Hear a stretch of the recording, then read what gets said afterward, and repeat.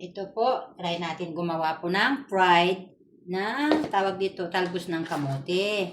Pero una, lagyan natin ng siyempre harina, cornstarch, ganyan.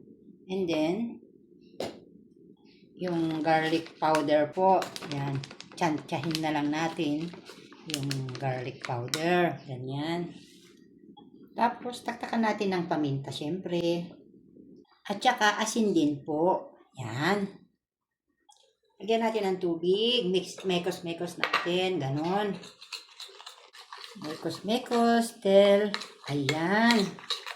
Ang gamit ko po ay olive oil, yan. Kung social naman tayo. Sabi nila pag may naka-olive oil, social, hindi po. Sadyang kailangan natin ng healthy oil. Ayan, lalagyan na natin ano. Ayan, ganyan.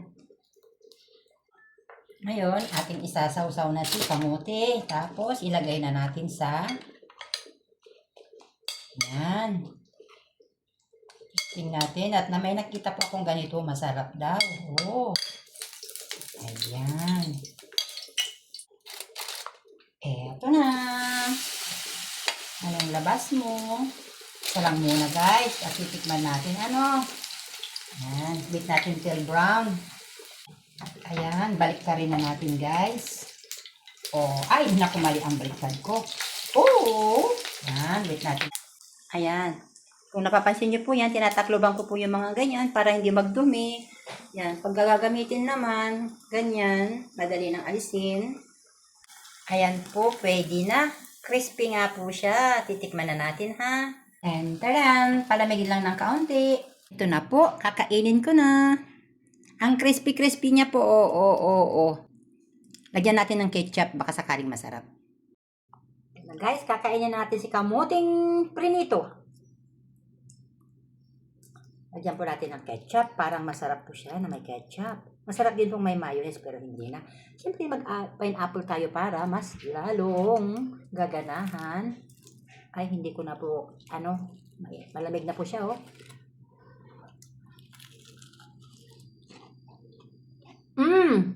Perfect. Sarap. Masarap nga po. Gumawa po kayo. Promise.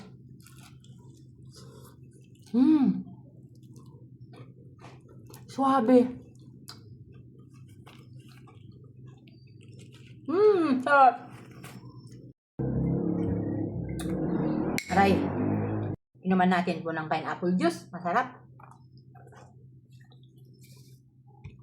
Guys, yummy yummy. Promise? Magawa po kayo yan. Nakita nyo naman po yung ginawa ko. Mix lang po yung cornstarch, harina, paminta, and garlic powder, paminta. Yun lang po. Tapos prito nyo na po. Sarap! Thanks for watching guys. Maganda po. Healthy po dahil kamote siya.